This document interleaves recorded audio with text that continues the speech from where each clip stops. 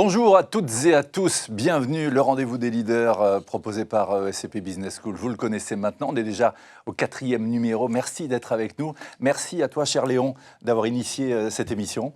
Bonjour. Bonjour Frédéric. Et merci à vous de nous suivre toujours aussi fidèlement, des partages d'expériences, de passion aussi, avec de grands leaders sur des thématiques diverses. Et aujourd'hui, notre 4e grand témoin, l'amiral Olivier Lajousse. Merci, cher Olivier, d'être avec nous. Merci et bonjour Frédéric. Leader passionné par l'humain, ayant parcouru tous les océans, il a toujours considéré que l'équipage, le collectif, primait sur l'individu. Embarqué à 19 ans comme matelot dans la marine française, il a accédé aux plus hautes fonctions en ayant toujours le bien commun comme sextant et l'humilité comme boussole. Et pourtant, il aurait pu bomber le torse à la proue de son navire, comme Leonardo DiCaprio, parce que figurez-vous, qui peut se vanter, comme l'amiral Olivier Lajousse, d'avoir tourné dans un James Bond et d'en avoir été la vedette. C'était GoldenEye. Après avoir été DRH de la Marine nationale, au service de 60 000 marins, il conseille aujourd'hui les entreprises sur les sujets de management et propose des conférences sur les enjeux de gouvernance.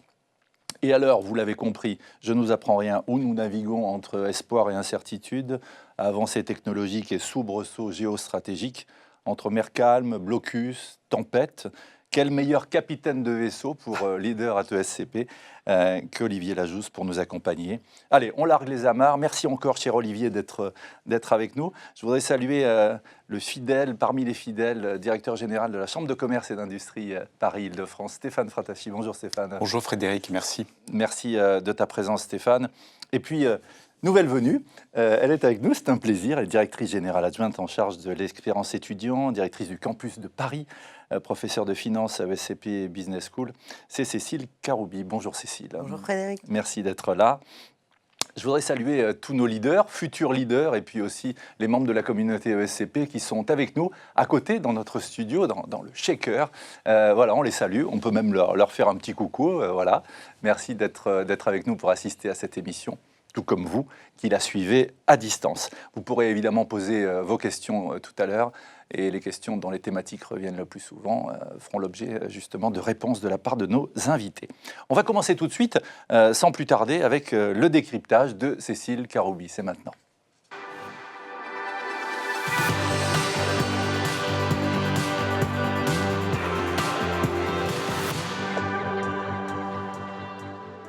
Encore merci d'être avec nous, spécialiste de la gestion de crise. C'est vous qui pilotez l'expérience étudiant. Et quand on parle d'expérience, la crise fait désormais partie du quotidien des leaders. Alors comment se préparer quand l'imprévisibilité devient une règle? Quelle posture adapter pour embarquer justement les équipes? Vous êtes sur le pont pour nous en parler. Cécile, qu'est-ce qu'on peut dire justement de la situation depuis quelques semaines et quel changement dans la définition du mot et de l'écosystème de la crise? Alors, vaste sujet, la crise, aujourd'hui, elle est récurrente. Ouais. Elle augmente en fréquence, elle augmente en intensité et elle change de nature. Donc là où certaines crises pouvaient un peu se prévoir, aujourd'hui, c'est beaucoup plus difficile d'imaginer quelle sera la prochaine crise. Donc il faut être en vigilance presque permanente. Pas forcément essayer de tout deviner, mais par contre se préparer. Voilà, se préparer, s'entraîner à gérer des crises. Alors ça veut dire que c'est presque la fin, puisque tout va très vite, tout s'accélère, des modèles VUCA dont on parlait il y a quelque temps. En fait, on l'internalise en permanence, c'est-à-dire qu'il ne faut pas non plus tomber dans l'anxiété généralisée en se disant tout va nous tomber sur la tête à tout moment. Ouais. Et pour autant, pour limiter l'anxiété et la peur que ça peut générer, il faut être préparé. Mais comme j'ai envie de dire, comme dans la vraie vie, vous passez le permis de conduire, vous vous êtes entraîné à conduire avant. Et quand on sait qu'on va gérer des crises, il faut s'entraîner à gérer des crises. Alors sur des scénarios fictifs, l'idée c'est pas d'identifier tous les scénarios, c'est ce que je disais. Aujourd'hui c'est pas prévisible. Le prochain... Oui, quand on dit que la guerre va durer 15 jours, elle dure ça nous rappelle quelque chose. Au début, mais pareil, si on parle des événements géopolitiques récents, le détroit d'Ormuz, on aurait pu. C'était pas nouveau en fait, mais ça je pense que notre invité le dira bien mieux que moi.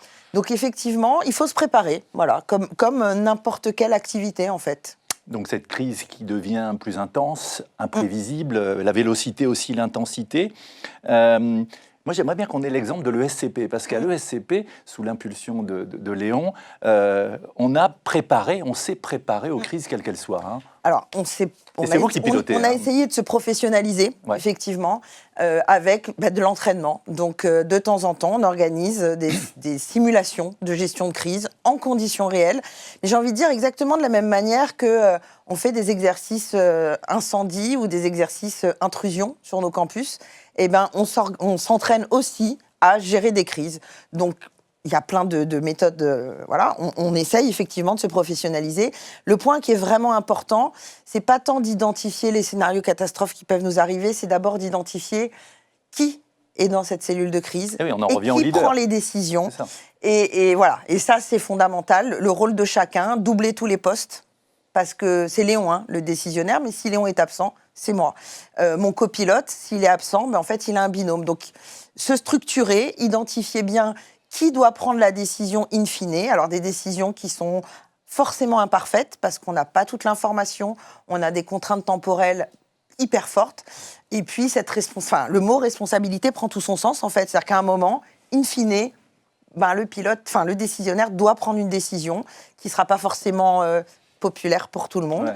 Et puis, il y a aussi la gestion du temps et du stress, parce que qui dit crise dit effectivement accélération du tempo. Et donc, décider d'agir tout de suite, mais aussi décider de reléguer certaines actions un peu plus tard, c'est-à-dire ne pas se précipiter. Hiérarchiser en fait les priorités. Et il faut quand même noter aussi qu'une cellule de crise qui n'existait pas il y a 4 ans a été créée. Hein. Donc on a tout un cadre, et vous le disiez Cécile, des procédures, des process j'allais dire, avec le rôle de chacun. Et puis établir la cartographie des risques aussi. Alors, la cartographie des risques, il y a des risques très classiques, et puis il y a des risques moins évidents. Ouais. On s'est beaucoup inspiré de ce qui se fait dans le système bancaire, en fait. Hein. Les banques, aujourd'hui, ont l'obligation de faire des stress tests, donc d'établir des scénarios catastrophes, de quantifier, ça c'est important, si le scénario survient, quel impact ça a pour nous. Et si, effectivement, ça survient avec un impact pour nous, donc c'est pas juste de l'aléa et de l'incertitude. La crise, c'est aléa, incertitude et perte potentielle importante.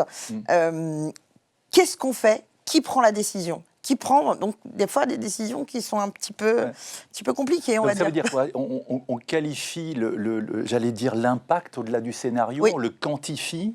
Alors, le quantifier, compliqué, hein. Ça peut être compliqué. Donc, il y a des effectivement, sur certains scénarios de crise, on a une quantification financière.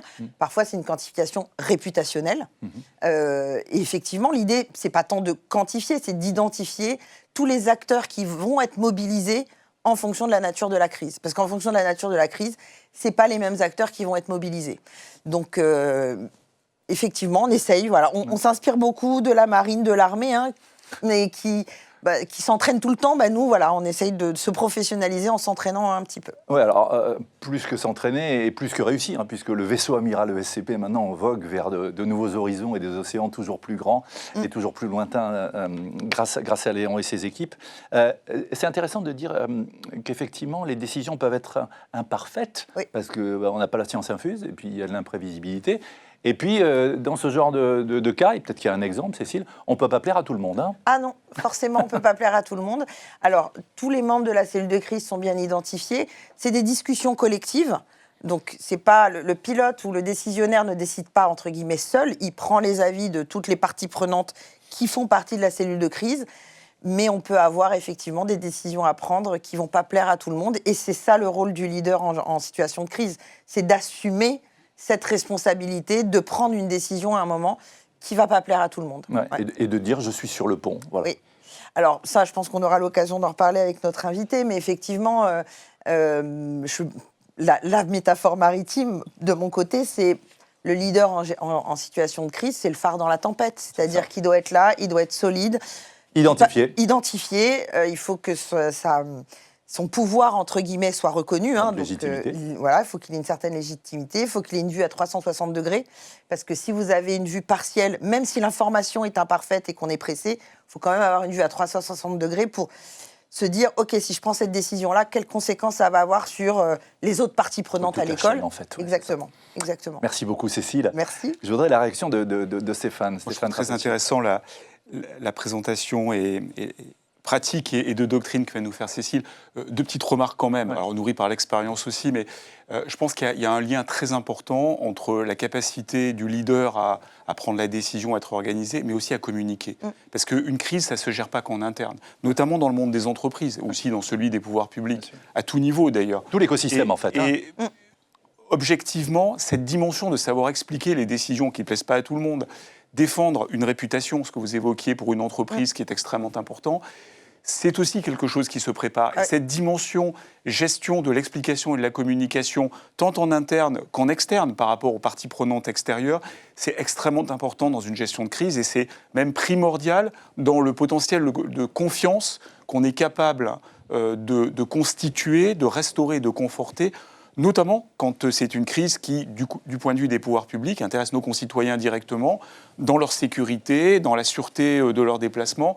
Je crois que cette dimension-là devient consubstantielle à la gestion de crise et joue d'ailleurs, parce que la théorie de la cellule de crise, c'est formidable, mais dans la pratique d'une cellule de crise, il faut aussi savoir découpler le temps de la communication et le temps de la décision, qui parfois, même par les binômes tout à l'heure, a dédoublé les personnes qui décident et qui communiquent. Ce que disait Cécile Petit complément nourri par des expériences concrètes. Je vous garde justement, Stéphane, directeur général de la Chambre de commerce et d'industrie Paris-Île-de-France. Stéphane, évidemment, c'est votre regard, vous qui avez exercé les plus hautes fonctions au niveau de l'État et qui connaissez bien la sphère publique, le privé aussi. Je voudrais qu'on file la métaphore du vaisseau amiral que j'évoquais tout à l'heure avec ce nouveau vaisseau amiral de la Chambre de commerce et d'industrie Paris-Île-de-France, qui était jusqu'alors avenue de Friedland, près de l'Arc de Triomphe, et donc qui s'est déplacé. Il y a une histoire à raconter, Stéphane, par rapport à ça. Oui, alors, je suis invité à raconter une histoire et, si possible, de me mettre dans ce sillage que vous allez nous inspirer tout à l'heure. En fait, c'est du coup l'inverse même d'une gestion de crise, c'est la conduite d'un projet au temps long. Dans le fond, nous sommes en train de préparer et de réaliser et de réussir un grand embarquement en regroupant différents bâtiments qui voguaient dans des mers parisiennes pour les rassembler dans notre nouveau vaisseau amiral qui, dans le fond, manifeste nous donne trois leçons. La première, c'est le temps de la gestion d'un embarquement. On a constitué évidemment les équipages, préparé les bordées pour monter progressivement à bord. J'étais un peu historiquement dans la marine pendant mon service militaire, j'essaie de revitaliser mon vocabulaire, ça revient. Et donc constituer cet équipage et préparer l'ensemble de nos marins, de nos matelots, mais aussi tous ceux qui sont avec eux et qui vont accueillir à bord à cet exercice. Et dans le fond, la première leçon, c'est que ça se prépare. Ce n'est pas un déménagement, c'est un nouveau projet qu'on porte. Nous, on a commencé le compte à rebours il y a 3 ans, et on est désormais tous à bord, à nous 2 petites exceptions près, et prêts pour le grand départ, le moment où il sera complètement les couleurs. Donc cette préparation-là est extrêmement primordiale. C'est la manière d'avoir tout le monde dans le même mouvement à se préparer à l'embarquement. Adopter les nouvelles attitudes qui sont celles que le nouveau bâtiment exige. Nous avons un changement, c'est ma deuxième leçon, complet de mode de travail. On passe de 5 sites qui étaient des sites plutôt cloisonnés, avec des bureaux, avec des espaces parfois très historiques. Nous avions notre ancien vaisseau amiral qui était très prestigieux, très monumental, très institutionnel, dont on était très fiers d'être les occupants et les propriétaires. Le nouveau est évidemment très moderne, très digital, très tourné vers des grands plateaux de travail en open space, avec du flex office. Alors on peut voir des avec photos, du zéro papier après, donc on peut voir l'avant et l'après. Ouais, c'est-à-dire le bâtiment tel qu'il était, ou le nouveau vaisseau amiral, voilà, à l'époque. Alors on raconte une histoire, Frédéric, c'est-à-dire que ce vaisseau amiral-là était un entrepôt destiné, et c'est aussi l'histoire de Paris, à accueillir... ça va faire une transition tout à l'heure pour l'amiral, à accueillir des camions qui nous transportaient les tapis qui venaient de l'Orient lointain ou pas si lointain, et notamment d'Iran, mais de plus loin encore, et qui arrivaient là pour être stockés avant d'être dédouanés. Pourquoi ? Parce que la direction interrégionale des douanes est au bout de la rue, un peu plus loin, et donc les opérations de dédouanement pouvaient se faire en proximité.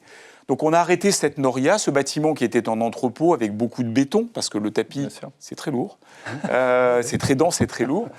On l'a retravaillé, réimaginé et transformé pour en faire un siège d'une maison qui est à la fois une maison des entreprises, qui est une maison à l'image de ce qu'est la Chambre, avec toutes ses missions. Missions tournées vers l'accompagnement des entrepreneurs, des entreprises, TPE, PME. Et puis c'est un lieu qui incarne une nouvelle approche aussi. Un lieu qui incarne une nouvelle approche. Voilà, regardez ce qu'est devenu le bâtiment. Et un lieu qui est destiné à accueillir les entrepreneurs. On pourra y organiser des conférences, on pourra évidemment y faire des formations, qui sait permettre à l'ESCP d'y organiser ça ou là une cérémonie de diplôme ou d'autres initiatives, comme c'était le cas à Friedland, mais dans un cadre très renouvelé. Voilà, c'est un bâtiment éclairé par les lueurs du soleil couchant à Paris et qui est dans le cœur battant de la cité, puisqu'on est derrière la place de la République. Donc on raconte nouveau port d'attache, l'histoire d'attache à proximité du canal Saint-Martin. Donc nous sommes plutôt dans la marine d'eau douce, mais néanmoins avec cette belle inspiration. Donc c'est une triple transformation dans ce qu'on incarne, institutionnellement en termes de paysage. C'est une transformation sur les méthodes de travail et sur les relations avec nos parties prenantes, avec nos clients, entrepreneurs, étudiants, avec les pouvoirs publics aussi. Et puis c'est aussi un changement complet de notre attitude au travail, puisqu'on est tous ensemble, pas sur 5 sites différents. On va voir d'autres photos d'ailleurs, Stéphane. Et qu'on a un outil très contemporain, très utile. On espère que le futur ESCP, qui est à quelques encablures de la place de la République, pourra elle aussi bénéficier, puisqu'on porte le projet avec l'école, évidemment, le bâtiment de l'ESCP appartient à la Chambre, pour qu'il soit à la mesure aussi des défis de l'enseignement au XXIe siècle. C'est un espace et c'est un lieu, Stéphane, que vous avez choisi, peut-être pour conclure, pour créer de la valeur et rassembler en même temps. Bien sûr, on rassemble, donc on met de l'énergie ensemble, on crée de la valeur, parce qu'être ensemble, c'est aussi la métaphore de l'équipage, mais on fait bloc, on n'est pas dispersé face aux défis qui sont les nôtres, que ce soit de la gestion de crise d'ailleurs, ou que ce soit de la conduite de projets au long cours. Au long cours, j'essaie toujours de rester avec le vocabulaire marin. Et dans chacun de ces objectifs-là, le fait d'être ensemble permet d'avoir la bonne compétence mobilisable à proximité, d'avoir les bons outils pour la chercher si elle est un peu plus loin, et d'avoir, dans le fond, l'ensemble de la palette dont un peintre, un chef d'orchestre peut avoir besoin pour rendre la tessiture des voix, le volume d'ensemble de l'orchestre et les solistes dont il est nécessaire de requérir l'expertise, l'expérience et le talent à un moment donné. Donc tous ensemble, ce n'est pas simplement une métaphore, c'est une réalité. Et comme dans un grand bâtiment de la Marine nationale, il y a tous les métiers à bord. Il y a ceux qui sont sur la passerelle, ceux qui apportent les différentes compétences liées au métier propre, et puis il y a ceux qui sont destinés en support à permettre à tout le monde de remplir le meilleur de sa tâche dans le meilleur de sa Oui, parce que sur ce vaisseau amiral, on accueille tout l'écosystème, les entreprises. Exactement. Voilà, et l'ADN reste le même, mais une nouvelle énergie. Exactement. Merci beaucoup. Merci Stéphane. Merci. Donc, je vous invite à découvrir ce lieu à 2 pas de la place de la République. Alors, il sera ouvert à notre public dans quelques semaines, mais nous avons franchi les étapes, nous franchissons les étapes d'ouverture au public. Voilà, ça donne envie. Merci beaucoup Stéphane Rattati, le directeur général de la Chambre de commerce et d'industrie Paris-Île-de-France, notre invité récurrent. Comme vous le savez, dans Leader at ESCP, avant les échanges entre Léon et puis l'amiral Lajousse aujourd'hui, on demande à la communauté étudiante de réagir sur une thématique particulière. Et là, on a demandé qu'est-ce que vous pensez de la hiérarchie, justement, puisqu'on en parle beaucoup dans l'armée, hiérarchie, leadership. Regardez, puis on se retrouve avec nos invités.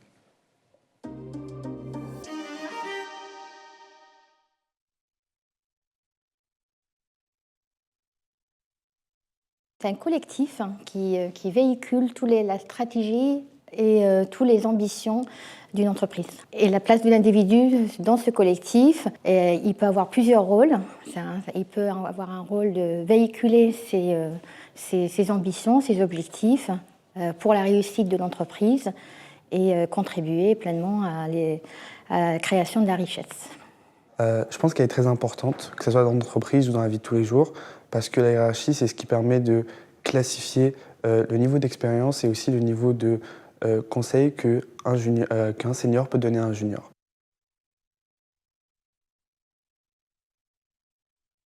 Et je pense que dans le leadership et dans le fait de gouverner les gens, ça c'est très important. Une fois qu'on arrive à avoir la confiance des gens, une fois qu'on arrive à leur prouver qu'on peut les aider à devenir meilleurs et avancer dans un bon sens et leur montrer la vision qu'on a, forcément cela va nous permettre de leur donner les bons conseils et les bonnes marches à suivre.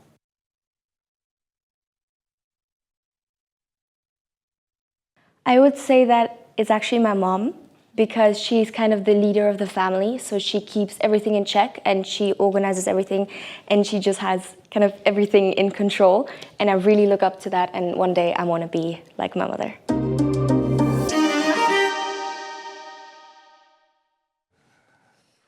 Voilà, le micro-trottoir, ça c'est très bon. Hein. Son leader, c'est la mère. La mère avec un E à la fin ou pas. Hein. Le leader, c'est aussi la mère, cher amiral. Amiral Olivier Lajousse qui est avec nous, ancien DRH de la Marine et qui accompagne de nombreuses entreprises sur les sujets humains. Merci encore, cher Olivier, d'être avec nous. Tiens, comme on le fait avec chacun de nos invités, comment tu définirais, toi, le leadership ? Alors, le leadership, pour moi, c'est d'abord se mettre au service. Voilà, au service de quelque chose qui est plus grand que soi, qu'on appelle la mission chez les militaires. Voilà, on se met au service d'une équipe et on vit avec des marins. On va quitter Brest ou Toulon, on reviendra de nombreux mois plus tard. Et pendant ces nombreux mois, on va être dans l'univers clos du bateau. Il est très étroit, très fermé. Et en même temps, on est sur l'océan qui, lui, est immense. Et donc, il y a ce télescopage des dimensions. Et puis ensuite, il faut vivre ensemble. Et souvent, je me parle de la parabole des porcs épics de Schopenhauer. Il faut trouver la bonne distance. Schopenhauer, il a une jolie parabole qui s'appelle la parabole des porcs épics. On est dans une forêt, il fait très froid. Il fait moins 30 degrés. Donc, les porcs épics vont tous mourir glacés. La seule façon de survivre, c'est de se rapprocher les uns des autres. Oui. Sauf qu'en se partager la chaleur. Les uns des autres, comme ils détestent la proximité, les porcs épics, et ça bombarde de partout. C'est joli, les pics de porcs épics. Ça ressemble à des baguettes de Mikado. Oui. Et donc, mais ça pique très fort. Et donc, ça fait plein de blessés et de morts au premier rapprochement. Donc, ils s'écartent à nouveau. Alors, on peut commencer l'histoire, la raconter, tu vois, jusqu'à 10, 20, 30 rapprochements. On tient tout le dîner. Je ne vais pas te faire ça.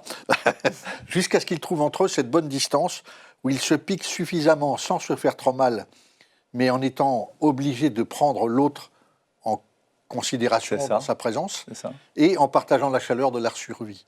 Et j'aime bien ça, en fait. C'est tout le défi, pour nous, pour un leader, c'est d'être à la bonne distance de soi, des autres, au service, en n'oubliant jamais qu'il est d'abord au service d'une communauté humaine, et que un leader, c'est quelqu'un qui n'oublie jamais que la seule chose qu'il n'a pas le droit d'atteindre, c'est la dignité d'une personne humaine.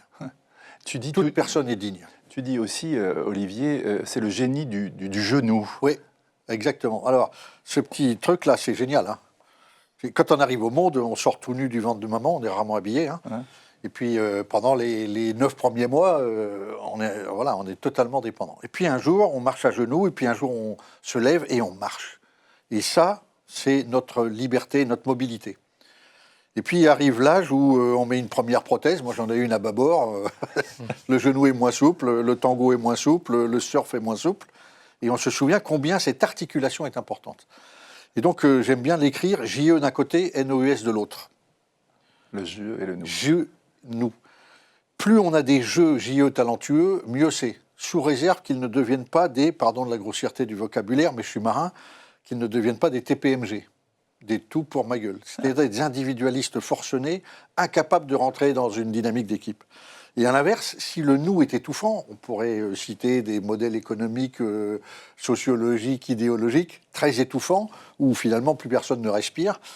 On appelle ça des dictatures pour faire court. Ouais. Et donc, si le nous est étouffant d'un côté, et si le jeu est trop libre de l'autre, eh ben, c'est pas le bon équilibre. Pas évident hein, quand on a des gens qui ont du talent et un ego dans les milieux de la télé, par exemple, ou autre. Hein, donc, Alors, j'ai eu la chance dans ma vie de rencontrer beaucoup de monde, et donc je me souviens d'une rencontre avec Nonce Paolini. On a la chance tous les deux. Regretter Nonce Paolini, que j'aimais beaucoup, hein, voilà, l'ancien PDG de TF1. Et ancien DRH de TF1. Exact. Ouais. Et j'ai la chance, comme lui, d'être dans les trophées, enfin les DRH qui ont été reconnus, et on discutait un jour, et il me dit, tu vois, j'ai des jeux hyper talentueux, mais que c'est difficile de les gérer, quoi. Hein. Et donc faire travailler ensemble, à l'époque c'était Poivre d'Arvor et Chazal. Qui présentait, pour ceux qui ne connaissent présentaient pas, les le journaux JT. télévisés, Voilà. voilà, ça remonte à quelques années, hein. J'ai un peu plus de 70 ans. Et donc, voilà, faire travailler ensemble. Et puis j'ai une autre amie qui était DRH du Moulin Rouge, qui m'a fait la même remarque. Elle m'a dit, faire travailler ensemble les danseuses du Moulin Rouge ensemble, l'enfer. Ouais, tu m'étonnes. Et donc, c'est le spectacle qui faisait la cohésion. La cohésion. Léon, par rapport à ce que dit l'amiral Lajousse, le collectif, le leader au service de l'équipe, en fait. Oui, c'est très juste ce que dit l'amiral Lajoux. En fait, un leader, c'est pas juste une position, c'est pas un grade. En fait, un leader, c'est une question de force d'attraction. Un leader, c'est une personne qui va transformer une somme d'ego, le je, vers un destin commun, le nous. Et ça, c'est important. Alors pour cela, il faut jouer un rôle de modèle silencieux pour faire en sorte que cette valeur d'exemplarité puisse que toutes les personnes puissent être embarquées et suivre, y adhèrent. Oui, c'est cette envie de suivre le leader qui doit impulser cette dynamique, hein, Léon, c'est ça? Oui, parce qu'un leader, c'est quelqu'un qu'on a envie de suivre. C'est pas quelqu'un qu'on a envie de suivre parce que pour respecter la hiérarchie, parce qu'on le doit, mais parce qu'il dit c'est ce que disait Stéphane, c'est que le leader, il va rendre les personnes meilleures. Et c'est là la fonction même du leader, c'est faire en sorte qu'on puisse grandir ensemble, s'élever ensemble. Voilà, et donc écouter, convaincre et se faire suivre par tout un équipage, toute une équipe. La Marine, formidable école de leadership, cher Olivier. La Marine nationale qui célèbre ses 400 ans cette année, un certain Richelieu à l'époque.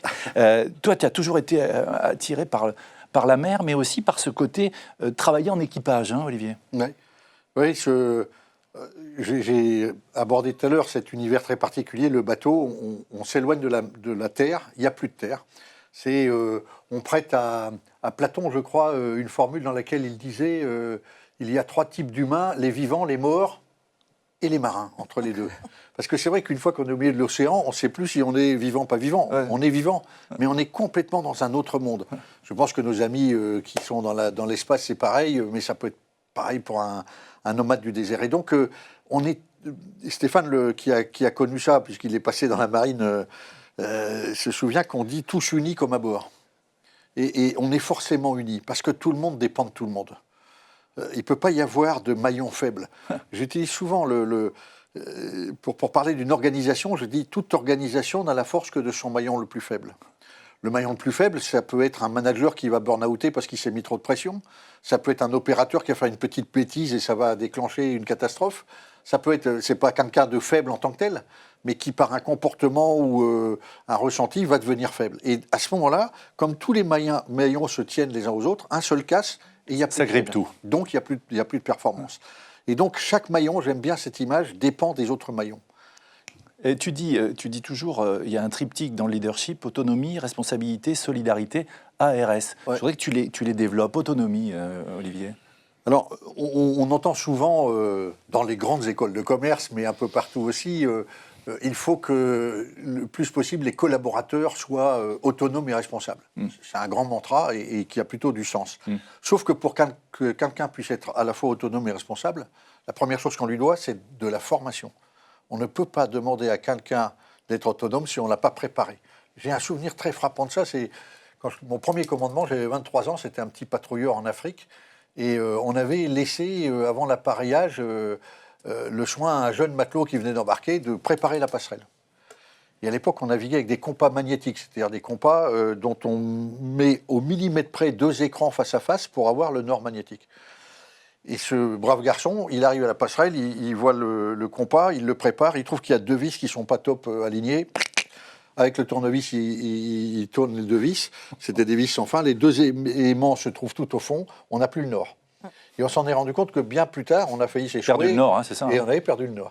Et donc, ça m'a... Tu vois, j'avais 24 ans, c'était ma 2e année de commandement, et j'ai jamais oublié ça. Ça a été une leçon pour moi terrible. C'est on ne peut pas confier une tâche à quelqu'un sans s'assurer qu'il a été bien formé pour ça. Deuxième chose, responsabilité.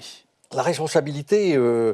c'est mettre chacun en pleine conscience de son rôle par rapport aux autres. Au collectif. Au collectif. Et moi, j'ai fait mettre en place dans la marine une pratique qui doit continuer, qui est quand un marin arrive sur un bateau, on lui fait faire le tour des différents services du bateau. Il y a des radaristes, des sonaristes, il y a des boulangers, des cuisiniers, il y a des hélicoptéristes, des dronistes, enfin, il y a une cinquantaine de métiers. Eh ben, il va faire la rencontre de tout ça, et ceux qui l'accueillent lui disent pas « voilà qui on est, voilà ce qu'on fait », ils lui disent « voilà qui tu es pour nous ». Et la personne prend tout de suite pleine conscience de son rôle par rapport aux autres. Et ça rend très responsable. Et puis, dans le même temps, une fois qu'il a fait ça, et qu'il a bien compris quel rôle il avait par rapport à chacun des maillons, et on lui dit, ben voilà comment fonctionne la chaîne. Et c'est très, voilà, ça permet ça engage, les gens très responsables, et ça les engage. Et le troisième point, c'est, et j'ai demandé à Léon de réagir, la solidarité aussi.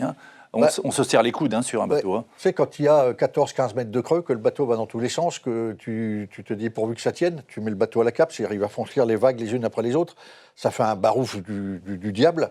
Et c'est moi, je serais malade. Ouais, tu as l'estomac qui monte dans le cerveau qui tombe dans le... Enfin voilà, tu marches sur les cloisons, enfin... Et donc, dans cet univers-là, on est tous dépendants les uns des autres. Et donc, on sait que ce qu'on dit à chaque marin, n'oublie jamais que tu n'es pas seul. Et dès que tu sens que tu perds un peu pied, dis-le-nous tout de suite, ne te cache pas. Et surtout, ne garde pas ça pour toi, parce que tu nous mets tous en danger, toi le premier. Oui, il y a cette fameuse responsabilité, ton poste t'engage et nous engage tous. Etc. Et donc, voilà, on a vraiment cette culture, on sait qu'on peut compter les uns sur les autres. Ça va même très loin, c'est que s'il y en a un qui est un peu défaillant, on lui dit écoute, mets-toi de côté, on te remplace le temps que tu récupères, reviens dès que tu peux. Tu as une anecdote avec un des marins qui était un peu éméché. Oui. Alors, lui, c'est lui qui m'a fait comprendre les maillons. En fait, moi, j'étais jeune matelot, je venais de rentrer dans la marine, et puis j'étais embarqué sur un voilier qui s'appelle le mutin, qui existe toujours. Pour commencer dans la marine, c'est pas mal, le mutin. Ça. Ça rappelle les révoltes du Bounty, de mutinier de Bounty. Et on était 12 à bord, et on avait un copain, c'était un type adorable, c'était l'électricien du bord. Il avait un défaut, c'est que c'était un ivrogne. Il picolait beaucoup. On est au début des années 70, et à l'époque... il n'y a pas de drogue, ou moins qu'aujourd'hui. Par contre, il y a beaucoup d'alcool. Ouais, c'est ça. Voilà, les addictions sont ce qu'elles sont, aucune n'est très bonne. Et donc, ce copain-là, souvent, il était quand même bien éméché. Donc, nous, on le planquait un peu pour pas qu'il soit trop puni par la hiérarchie, tout ça. Et c'était une faute de notre part, enfin une erreur. Au point qu'un jour, après plusieurs heures de très mauvais temps, on est allé se mettre à l'abri au mouillage au sud de la Bretagne, en baie de Morgat. Et voilà, le bateau est au mouillage et notre copain électricien, un peu bourré, a décidé qu'il allait faire l'entretien du tableau électrique. Une catastrophe. Il a oublié de resserrer les fils comme il faut. Le bateau bougeant un peu, arc électrique, plouf, départ d'un feu. Et à 5 h du matin, tous réveillés par un incendie à bord qu'on a éteint. Donc heureusement, on l'a éteint avant qu'il soit trop tard. Mais j'avais 19 ans à l'époque, je n'ai jamais oublié ça.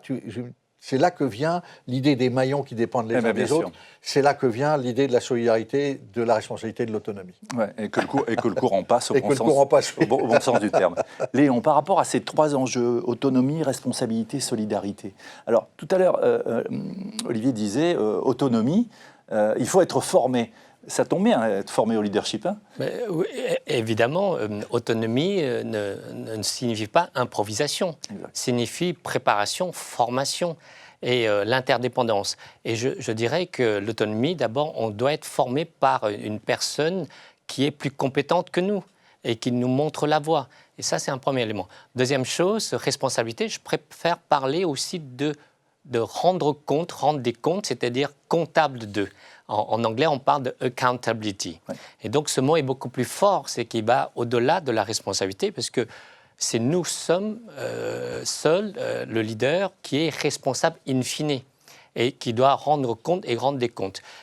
Et sur l'aspect, évidemment, solidarité, une organisation sans solidarité, c'est une organisation en château de cartes, c'est-à-dire qui s'effondre.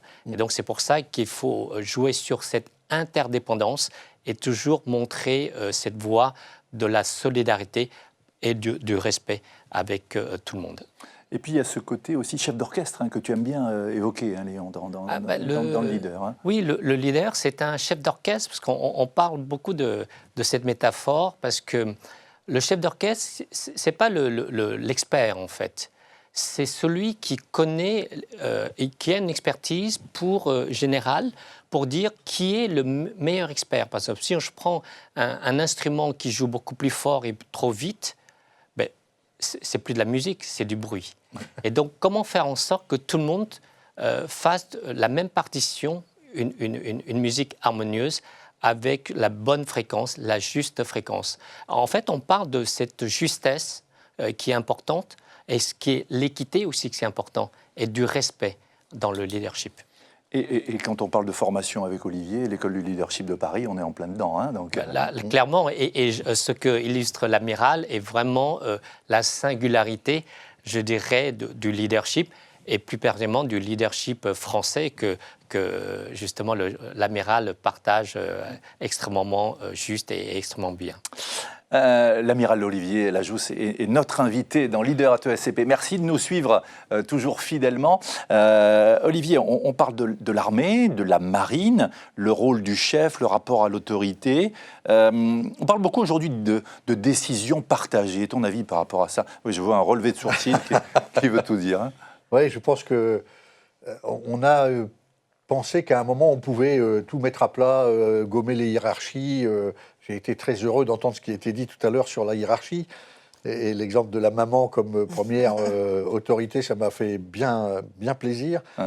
Voilà, je pense qu'un monde sans personne qui incarne la responsabilité, l'autorité, c'est un monde qui part à la ramasse.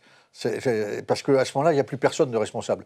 Souvent, je dis, si toutes les décisions peuvent venir de n'importe où, sont partagées, je ne sais pas comment, sauf qu'à un moment ou à un autre, une décision, elle peut se terminer devant un tribunal. Parce qu'elle a engagé quelque chose et que voilà, et ça peut même. Je précise aussi qu'un commandant de bateau nommé par le président. Absolument. Hein. Et donc un commandant de bateau, il est nommé par un décret du président de la République et la formule quand on prend le commandement, c'est « et vous lui obéirez en tout ce qu'il vous ordonnera pour le service des armes de la France, etc. » La formule est très belle. Et donc pendant ces 2 années où on commande le bateau, on porte sur nos épaules l'entière responsabilité de tout ce qui va se passer. On peut aller se coucher, dormir, en ayant laissé le soin à un jeune officier d'être à la passerelle. On appelle ça l'officier chef du quart. Il a autorité sur toute l'équipe du bateau. Quand bien même le chef mécanicien 3 pompes ou 4 pompes plus bas est plus ancien, plus gradé, le boss, c'est le môme qui est là-haut, c'est celui à qui le commandant, en quittant la passerelle, a dit « à vous le soin du bateau et de l'équipage ». Donc tu penses bien que quand on est commandant, avant de lâcher un jeune officier chef du quart avec cette autorité-là, c'est très important. Donc il y a le respect de l'autorité et en même temps l'écoute de la part du chef. Hein. Et donc on doit beaucoup écouter, beaucoup préparer. Donc oui, bien sûr que toute décision doit être le plus possible concertée, préparée par un collectif qui, comme le disait très, très justement à l'instant Léon, il faut vraiment que ce soit des choses qui des expériences complémentaires. Expériences complémentaires, Léon, justement. Des caractères complémentaires au-delà des expériences même. Parce qu'un expert, ça peut vite devenir dangereux. Et en même temps, on en a absolument besoin. Et du coup, ce qui va faire la différence, c'est le caractère de cet expert qui va avoir ou pas la capacité à partager. Autorité, Léon, c'est une affaire de réciprocité aussi. Hein. C'est une affaire de réciprocité, évidemment, de respecter chacun, chacune. Mais c'est aussi, je dirais, on parlait de leadership, de cette incarnation, c'est que parfois, il ne faut pas écouter tout le monde. Enfin, on écoute, bien sûr, mais écouter au sens de la prise de décision, c'est-à-dire le consensus. Parce que il ne faut pas attendre à la démocratie permanente. Il faut parfois dire, on va faire un autre chemin. Je prends l'exemple, il y a quelques années, on a fait à l'ESCP un autre chemin, c'est de prôner une différenciation sur les frais de scolarité et d'avoir évidemment des frais de scolarité différenciés et donc pour les extra-européens de facturer beaucoup plus cher. Et on me dit, mais non, tu n'auras plus d'extra-européens, donc des étudiants internationaux à l'ESCP. C'est une conviction. Et bien là, chaque année, on a même beaucoup plus de candidatures d'extra-européens parce qu'ils disent, voilà, c'est plutôt une hausse des frais de scolarité, en tout cas les frais de scolarité chers, mais c'est synonyme de qualité. Et là, il fallait oser. Et c'est pour ça que, alors que tout le monde disait le contraire, il ne fallait surtout pas aller dans cette voie. Oui, donc ça veut dire que c'est une autorité qui, à un moment, en impose par rapport aux autres, hein, c'est ça? Je crois qu'il faut avoir cette conviction. Et je crois que cette conviction qui est au sens de chez nous, dans cette conscience, on dit peut-être qu'on peut se tromper et ça nous arrive de se tromper, mais on assume évidemment cette erreur. Mais je crois qu'il faut écouter notre conscience et gérer notre cœur.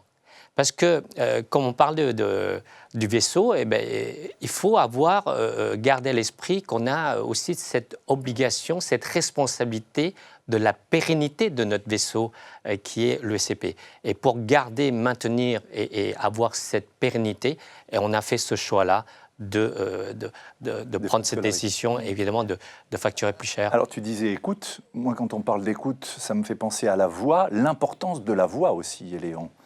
Ben, en fait, il y a la voix. Il faut donner de la voix en fait, mais... La voix au sens de le chemin, ouais. mais aussi la voix au sens de l'incarnation. Ouais. Et parce que, évidemment, il faut montrer la voie, le chemin. Et donner de la voix à VOX, ça, c'est ça. Hein. Exactement, parce que la voie VOX, c'est l'incarnation, c'est l'énergie. C'est ça. Il faut justement à la fois donner la bonne énergie positive, à la fois capter la bonne énergie pour que nous puissions avancer tous ensemble. Et c'est pour ça que c'est la double voie. La voie du chemin, pour tracer ensemble, et la voie de l'énergie, pour que nous puissions avancer tous ensemble. La voix, VOX, donner de la voix, Olivier. Ouais, Il ne faut pas crier, comment on fait sur un bateau? Ouais, les majeurs, on est souvent obligé de parler fort parce qu'avec le vent, etc. Mais oui, je crois qu'un leader doit avoir un rapport particulier à la voix. Et moi, j'ai été frappé, j'ai appris ça au fur et à mesure, quand vraiment tout se met à partir en vrille, quand on est dans la crise, la temble, hein, il faut être capable de baisser le ton de la voix, parce que ça ramène, les gens sont obligés de faire attention, et donc ça ramène de l'attention. Et l'importance des silences aussi. Hein. Voilà, et donc savoir se taire. Un leader, c'est quelqu'un qui doit être présent juste au bon moment et pas tout le temps. C'est quelqu'un qui doit choisir les instants où il est important d'être là, et ceux où il vaut mieux ne pas être là et laisser beaucoup de liberté. Et c'est comme ça qu'il incarne l'autorité, en fait. La présence au bon moment. Et c'est là que c'est important. Je voulais rajouter, dans ce qu'on a échangé tout à l'heure, s'il n'y a pas cette autorité, et que tout le monde laisse croire à tout le monde que tout le monde peut décider de quoi que ce soit, c'est vite la chasse au panou, tu vois. Les panou, c'est pas nous qui sommes responsables. Et donc, c'est terrifiant, parce qu'une organisation dans laquelle on ne peut pas identifier une personne référente pour porter le collectif sur ses épaules, ça ne peut pas marcher. Et d'ailleurs, les équipes de sport collectif ont systématiquement un capitaine, et c'est tant mieux. Et quelque part, voilà. Donc et je reviens sur la double voie dont parle Léon, j'aime beaucoup. C'est effectivement, on dit, voilà, ça c'est vers où on va essayer d'aller, on va faire de notre mieux. Nous, les marins, on sait qu'on peut rarement aller tout droit. Donc il va falloir tirer des bords, naviguer à vue, utiliser le vent, les courants, donc utiliser l'environnement, et sans jamais perdre le cap global. Et puis, selon les moments, hausser, baisser le ton de la voix, être présent, être moins présent. Et c'est un subtil équilibre. Alors cet équilibre aussi, il est important, Cécile y faisait référence tout à l'heure, quand on est dans une temporalité, j'allais dire, qui s'exacerbe. Hein, c'est la magie du temps, c'est le rythme, mais comment est-ce qu'on fait quand on est leader et qu'on est sous la pression, Cécile parlait de stress test, sous la pression des quarters, quand on est leader, de cette gestion de l'immédiateté, alors que quand on parle de cap, cher Léon, on regarde loin, à T+2, T+3. La magie du temps, je crois, pour moi, la magie du temps, c'est le rythme. Il y a bien sûr le temps immédiat, le temps court. Il y a bien sûr le temps long où on projette. Et il faut être capable de... L'intérêt d'établir des plans, c'est qu'on se questionne. Et que ce questionnement permet de poser des...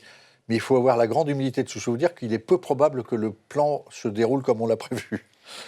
Il y a le passé qui permet de poser des choses, d'avoir appris, Voilà, donc passé, présent, futur, tac, tac, tac. Mais le vrai sujet, c'est est-ce que je suis au bon rythme, au bon tempo, en fait. Le bon tempo.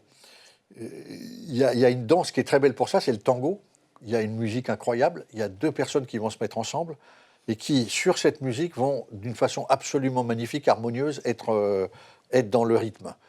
Il y a le surf, où tu es porté par une vague d'une puissance parfois très forte, et tu vas te tenir en équilibre sur la planche, en n'oubliant jamais que c'est la vague qui te porte. J'ouvre une parenthèse, L'Art de l'équilibre, un ouvrage que je vous conseille, où tu parles de cette métaphore du surf, cher Olivier, et qui est paru aux éditions L'Harmattan, L'Art de l'équilibre. Voilà. Et le leader, il doit être dans la recherche du bon rythme. Alors le rythme, Léon, le rythme, la temporalité, le temps passé, présent, futur, ton regard de leader. C'est vrai que ce que dit l'amiral Lajouz est très juste, c'est-à-dire que en fait, le temps, il ne faut pas regarder d'une manière chronologique. Parce que si on regarde d'une manière chronologique, elle est stressante. En revanche, il faut regarder le temps comme d'une manière circulaire. Pour pouvoir se laisser porter par le temps et de pouvoir maîtriser son temps. Et j'aime beaucoup ce rythme, le bon tempo, la justesse du bon tempo. En fait, un leader, c'est un métronome. Il va donner le bon tempo. C'est ça. Et je crois que c'est là que c'est important effectivement de l'adapter, ce bon tempo. Parce qu'on n'a pas le même... par rapport aux événements, on peut avoir un tempo beaucoup plus rapide, parce que c'est l'urgence, et un tempo beaucoup plus lent, parce que c'est la stratégie que nous devons regarder.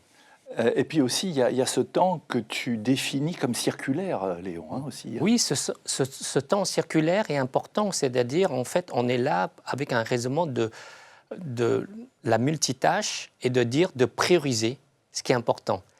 Alors que souvent, on a un raisonnement très analytique, très temporel, chronologique, linéaire.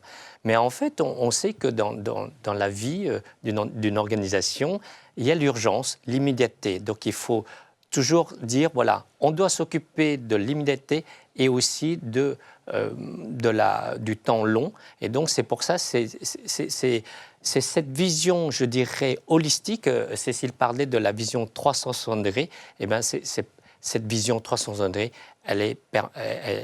on peut la faire grâce à cette vision, je dirais, circulaire du temps.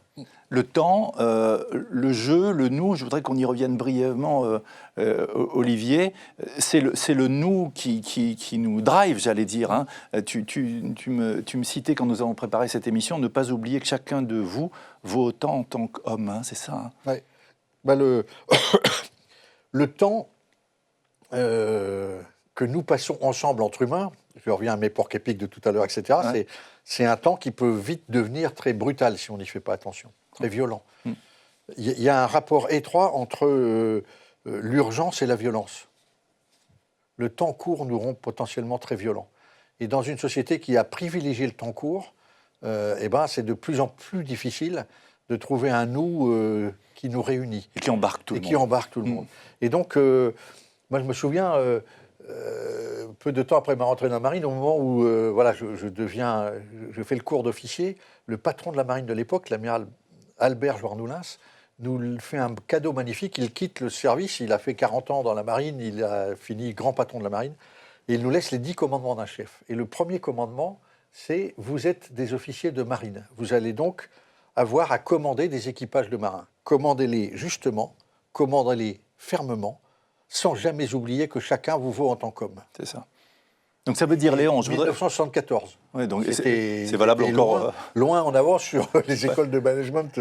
Ça me fait réagir par rapport à ça, Léon, avec cette notion de communauté ESCP, où en fait on met l'ego derrière, hein, c'est ce que tu disais, Olivier. Hein. Oui, parce qu'en fait, à l'ESCP, on ne prépare pas des futurs leaders qui brillent individuellement. On prépare des futurs leaders comme des étoiles qui doivent éclairer notre société. En fait, c'est là notre mission, c'est d'inspirer, servir notre société. Et c'est là, tout l'intérêt, c'est que l'ego, c'est derrière. Il est tout petit. En fait, ce n'est pas l'ego, c'est le nous, le collectif que d'être grand. Tu as cette métaphore, on en parlait, Léon, de l'élève boursier, en fait. Il y a ce cercle vertueux de la communauté. Oui, parce que c'est ça la beauté, justement, de servir et d'inspirer, c'est que lorsqu'un élève boursier, et j'ai justement beaucoup d'exemples, un de mes élèves qui était élève boursier, il dit, voilà, maintenant j'ai réussi.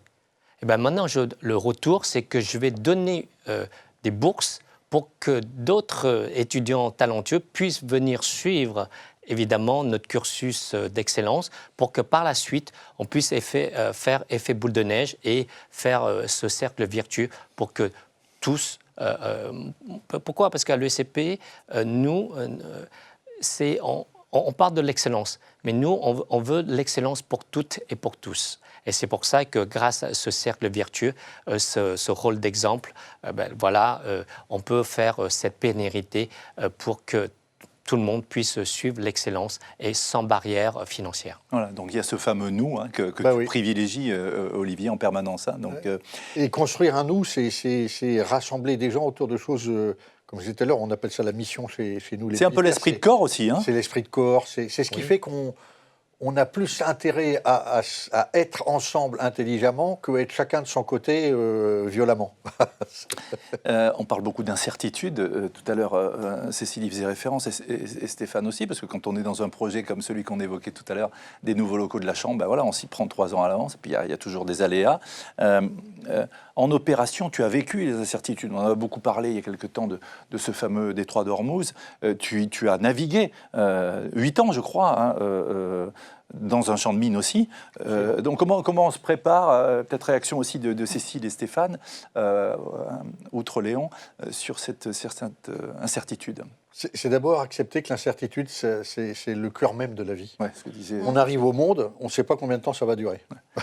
Bah oui.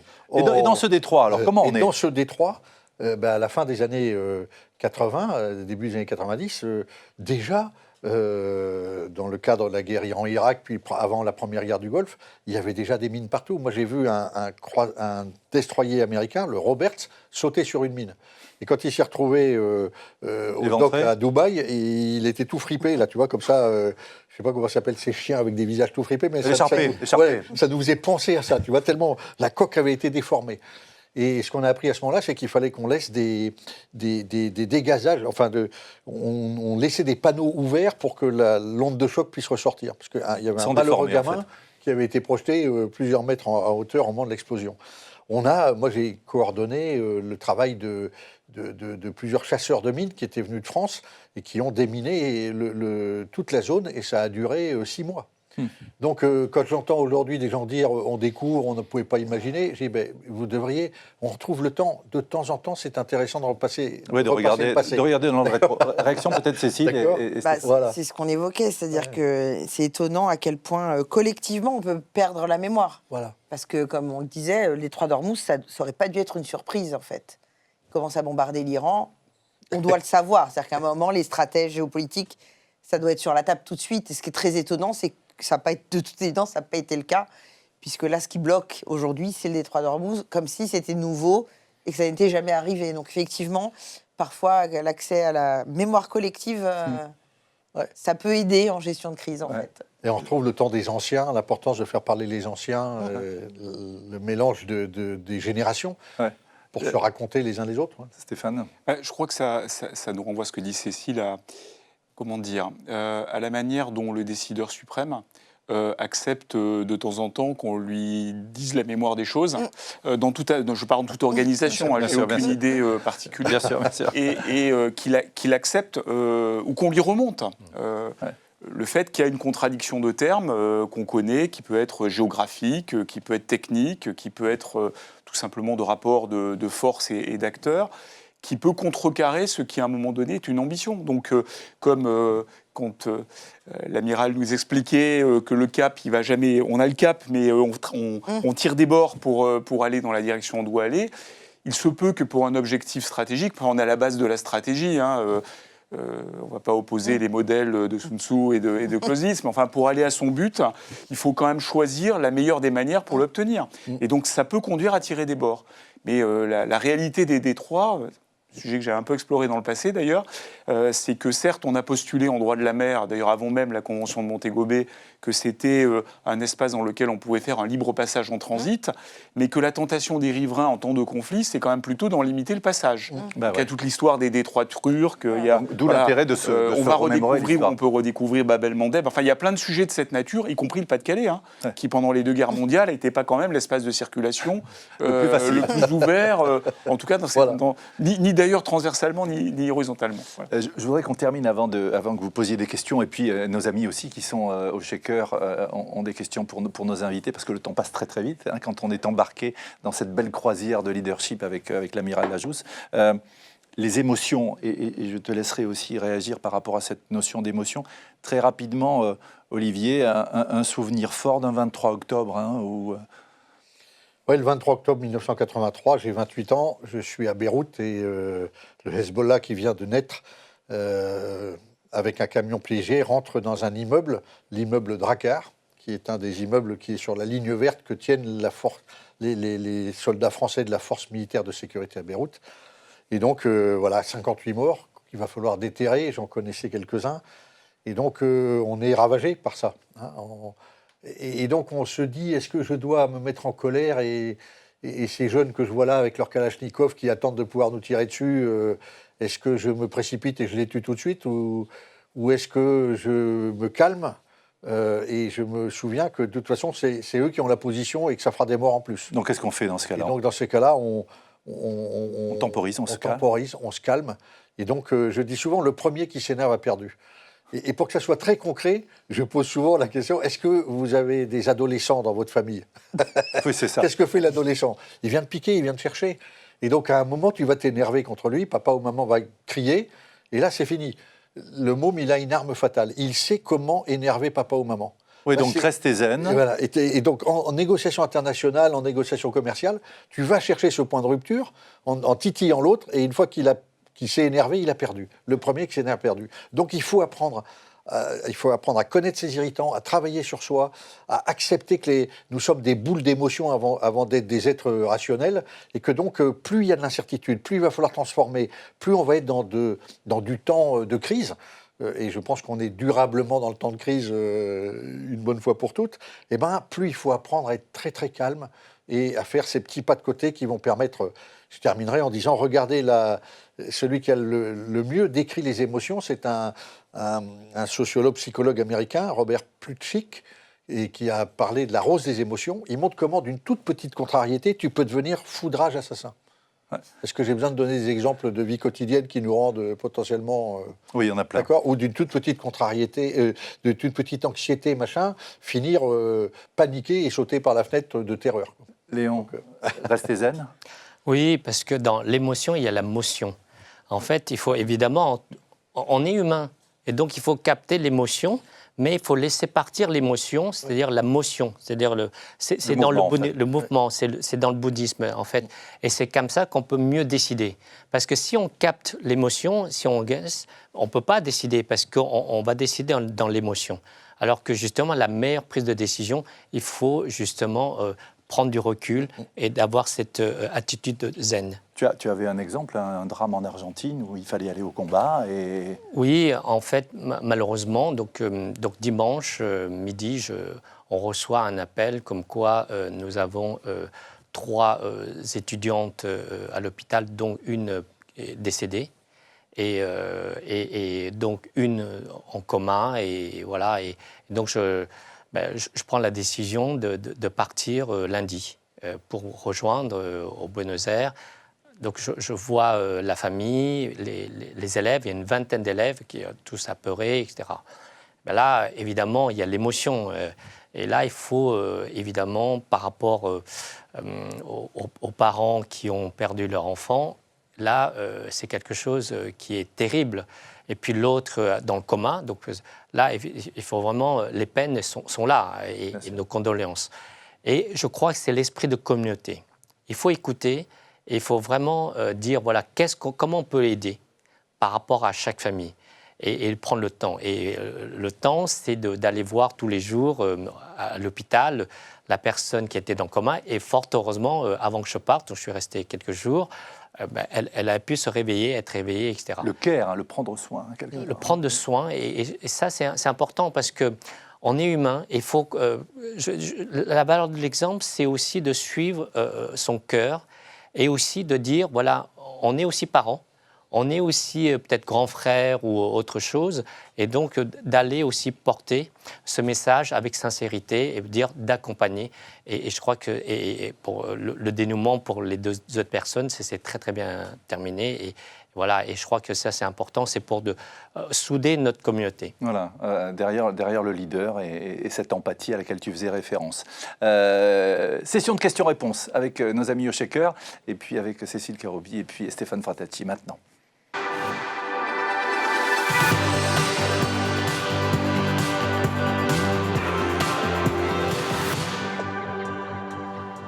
On a une question de Cécile Karoubi, une question de Stéphane Fratacci et puis de vous qui êtes juste à côté de nous, hein, dans l'autre studio. Cécile, donc réponse courte, Olivier. Oui. Alors, vous l'avez très bien dit, il ne faut pas se laisser déborder par ses émotions, faire le petit pas de côté. Et effectivement, on doit le faire. Ma question, elle est à la fin de la journée. Comment on le gère, ça? C'est-à-dire cette solitude du leader qu'a dû prendre sur lui pour ne pas être stressé, pour prendre des décisions les plus sereines possibles. À la fin de la journée, quand la crise est passée et quand ça redescend vraiment, comment vous l'avez géré?